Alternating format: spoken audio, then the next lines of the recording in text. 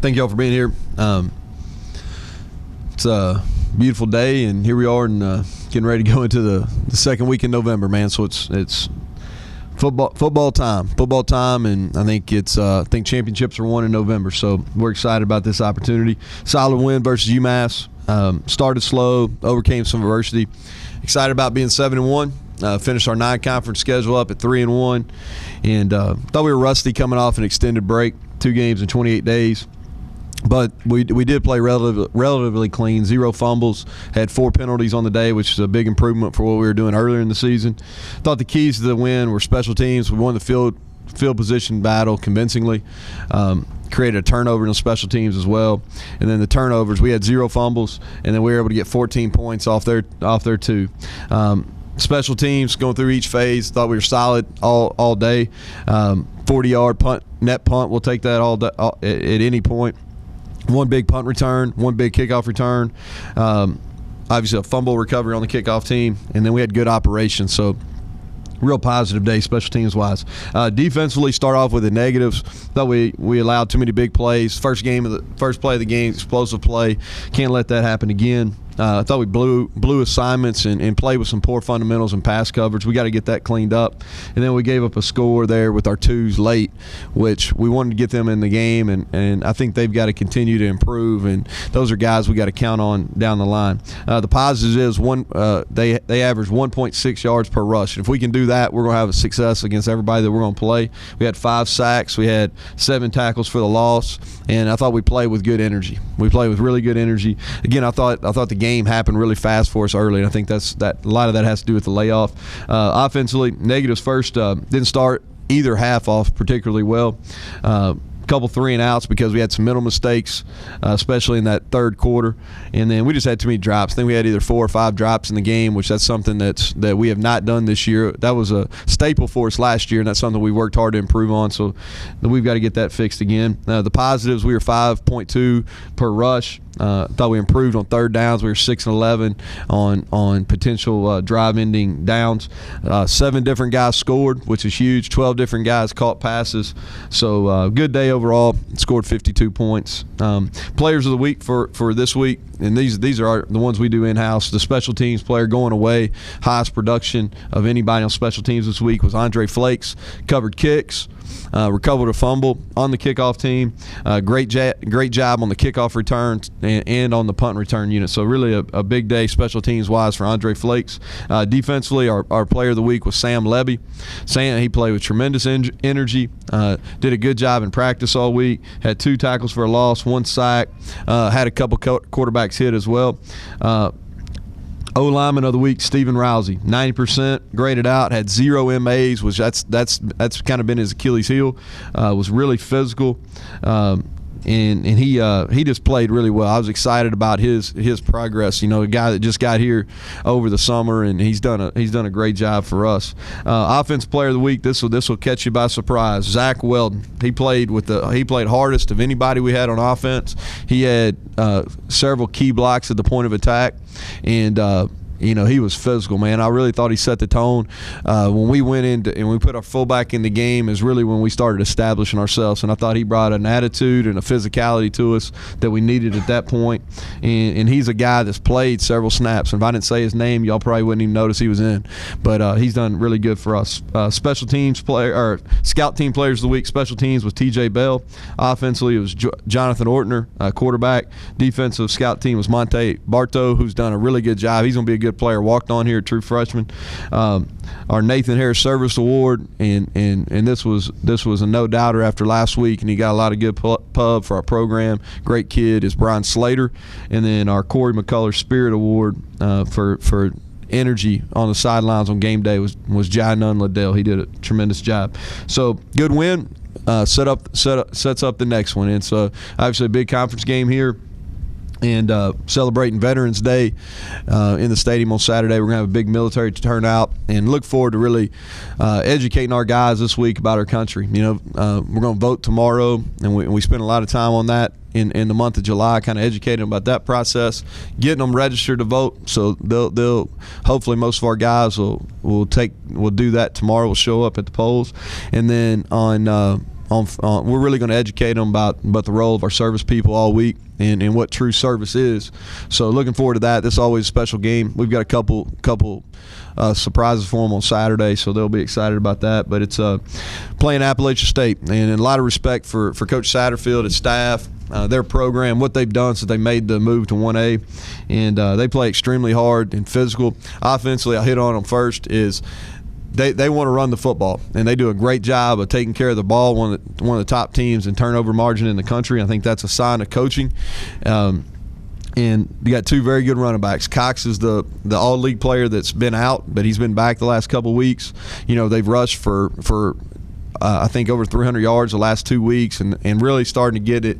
And I think what's happened is their offensive line, is their chemistry's improved up front. Their run game is starting to hit in all cylinders, and they're playing their best football right now.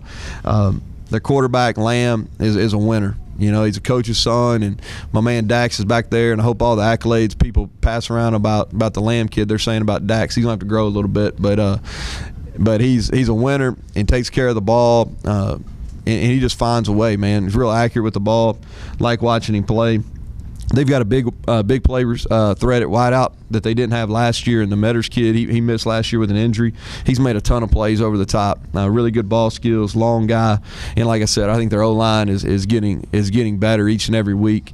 So big test for us. Obviously we got to set out and we got to stop their outside zone play. They probably run the outside zone better than anybody in the country. So we've got a big task on our hands defensively. Can't give up big plays to Lamb and Metters down the field. Defensively, they're as talented.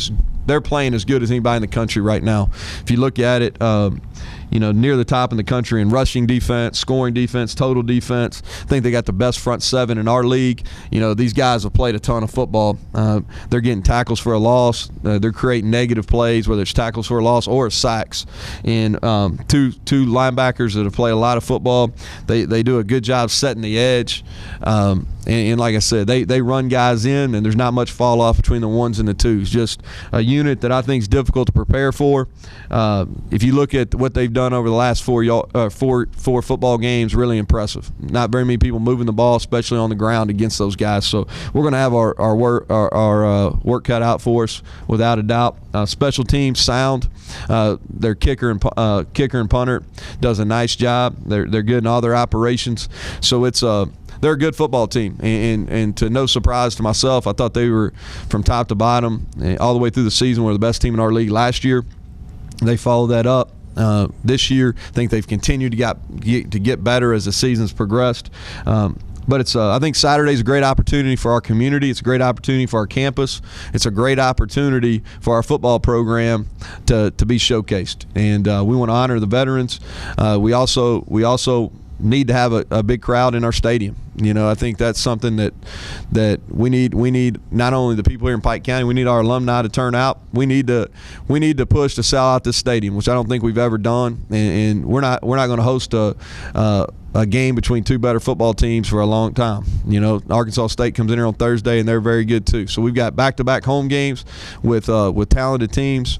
And I know this is we went to App last year and played a 3 overtime game that was one of the best games in college football, and it was sold out, and their crowd made a difference in the game. And when you get and you play against teams that are evenly matched, which I think this game is, the home crowd can make all the difference. And I think it starts with our students. We'll be extremely active this week getting our student body out, but we need to not only for people to show up, but we need them to be into the game from the first kick all the way through. So with that, I'll open up to questions. All right, Coach, I just have to ask you.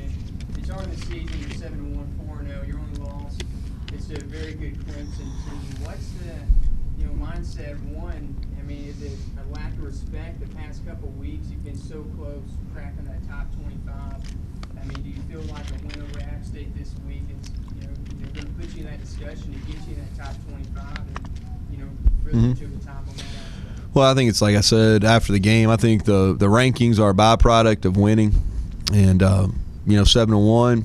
I think we get to 8-1. Then I think our chances improve. What hurt us really over the course of the last month is we haven't played a whole lot of football. We basically played 2 games in 28 days, so we were out of the minds of the voters.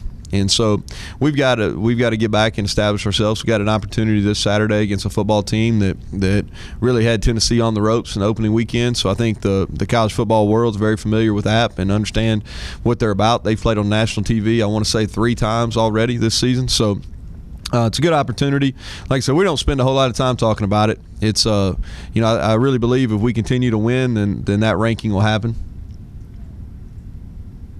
I guess one of the things, taking one game at a time approach that you really preached all season long. How has Jordan and just really Brandon progressed to the point to where they're at now, to where the passing game's really hitting a lot of good strides, and of course Jordan's being the bulldozer is. Well, I think that our passing game and our run game, we've been extremely balanced. I'll say that, but I think they feed off each other. Brandon is obviously benefiting from the success that Jordan's had because people are having to play one safety and having to get another guy in the box to account for Jordan, and it goes the other way as well. Jordan, he's been able to have success because people are worried about Brandon in the passing game. So we've got to continue to be balanced. Those two guys have really carried us offensively. Our offensive line has been the most improved unit, but those two guys at 2 key positions are really good football players, and they've got to continue to play well for us to continue to win, especially with the games we have coming up. Does it help that numbers-wise, as far as tackles for loss, sacks, interceptions, that your defense is mirroring what Appalachia State? Yeah. Well, I think it helps us. 2 different schematic approaches. I'll say this, both based on the premise of creating a negative play, all right, and limiting rushing yards. So we go against all spring and all fall camp, and then every Tuesday and Wednesday in our good on good work, we go against a lot of movement, a lot of guys that can rush the passer, guys that don't stay on blocks. So I think that is a benefit, but the schematic approaches are totally different. You mentioned that you thought your team looked rusty Mm-hmm. because of the layoff. Do you think you're going to see a different team out of the gate this week? Oh, well, we should. I think we're going to have a big crowd here. I fully expect to have a big crowd, so I think we'll feed off of that. And we'll play better. I thought we played at times on Saturday. We played as good as we played. I didn't probably realize it watching it from the sidelines, but watching it on Coach Copy, I really felt like we made a lot of improvement in some key areas. Over the 17 days in between games, thought we made some really good improvements. So we've got to continue to do that. This is a week that we've got to get better. Next week we won't have as big an opportunity, but we got 4 conference games here, and I think I said this last week. Our 4-week run right here is going to make or break our season. 12 different receivers caught passes from Brandon or any other quarterback who's out there. So Yep. Just talk about the confidence you have in this receiving core that you may not have had at the start of the season. Well, I think they're getting better. I think if you look at it, Hiram Velez is a guy that our confidence in him is growing. I think it happens in practice, and he's making plays. Sam Letton is a guy that, again, as he's improved his practice habits, our confidence as a coaching staff is improving in him. Brandon Silver's confidence in him is improving. Sidney Davis is a guy that continues to improve as we go through the year. So we got guys that are stepping up, and that's what you want to see. You want to see guys get better as the year goes on. John Johnson's development, Tavares McCormick becoming healthy again is giving us a third and a fourth option there that teams have to account for. You said you always wanted to see a complete game from your team since week 1. How important is it to finally get that from this team this weekend? Well, we need to. I think anytime you play a game that's perceived as a big game to the outside world, and people are going to be talking more about this game than probably any game that our guys have played since the Clemson game. I'm talking about on campus, in the community. As I think that they have to understand, and it's the same for App. They have to understand you don't have to play a perfect game. We don't have to play a perfect game to win, and it goes the other way for App as well. We just got to play really sound. And what we're looking for is we've played really well in all 3 phases at different times. We need to put a half or a full game together. We're playing in sync with all three phases.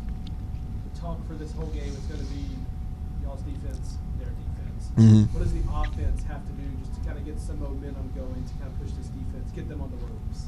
Well, I think both offenses have plenty of talent. I think that The thing about it is I think the schedule's probably set up pretty well for both defenses to have some success. But you look at them, they've got, you always want a plus receiver. They have that. They've got 2+ running backs. They've got a quarterback that's won a ton of games. His record as a starting quarterback is really impressive.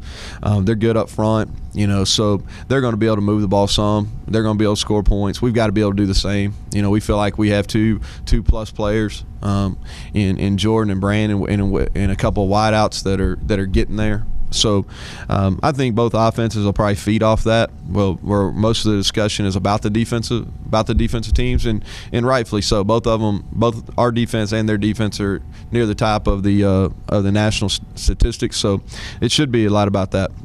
In these games, a lot of times it comes down to special teams.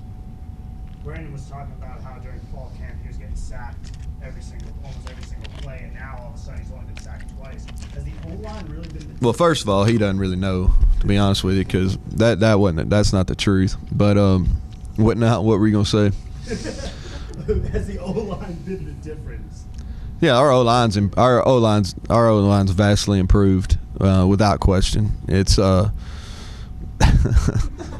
I just get him in trouble? No, it's just just funny. But our O-line, to answer your question, our O-line is much improved. We've added some pieces, moved some guys around.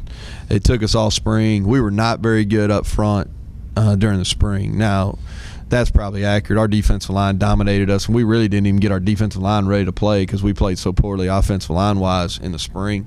But we added some pieces. We got some redshirt freshmen that are growing up. We added a true freshman that's helped us in there as well. And, we got some good senior leadership, and they've gotten better. So that's – and Matt Moore's done a great job coaching that unit, and they are our most improved unit. And they are the single biggest reason why we've – made a huge jump offensively. I make a point. I couldn't tell you. I think Adam sent me I think he might have put it on Twitter yesterday about some national rankings. And I made a point. I looked at all our defense stuff. I couldn't tell you where we're at offensively. But if I was a bet, I would say that we were one of, in the top 5 or so most improved units. And I think the reason that's the case is because of what we're doing up front offensive line-wise. I know you're not in the classroom or out about on campus. Mm-hmm. The players are. I get out a good bit now. They share their thoughts on what they're hearing from teachers and other students here. Kind of what are you hearing when you're making your rounds around campus? Now, people are excited. Rightfully so. They should be excited. I think it's a fine line. Our guys got to understand too is, and it's human nature. You can't let yourself become. You can't let that be a deterrent. Because we're dealing with success really for the first time here since going back to 2010. So you can't let success be a deterrent. You also got to understand that a lot of those pats in the back you're getting can turn into slaps pretty easy if you start losing football games. So I'm excited. I'm excited about the energy. I think the energy on campus, the energy in our community. I think you see a lot more Troy gear. Stacy probably knows, he counts it, but you see a lot more Troy gear on campus. I think our community support's higher than it has been in the 6 years that I've been part of this program. What's the confidence level and just excitement level of players in the locker room right now that you had this goal at the beginning of the season, and now you're sitting right there and right then. What's the excitement level for you guys? Well, I think they're excited about playing. The bigger test to me is, are they excited about practicing on Tuesday and Wednesday? Because that's when you get better. I think that's the signs of a team that understand what's at stake and they understand they got to get better. So our guys, they'll be excited to play on Saturday, but to be honest with you, by that time, the results a lot of times already determined. How are we going to approach Monday through Friday? That's what I'm most concerned with this week. When I get in front of them this afternoon, that'll be my message: is how are we going to approach this? Because are we going to pay the price to get ourselves in position?